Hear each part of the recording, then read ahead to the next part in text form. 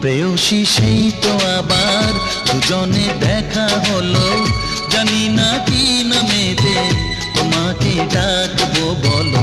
ষোড়শী কাছে এসো, বলো না সাথে চলো, জানি না কি নামেতে তোমাকে ডাকবো বলো।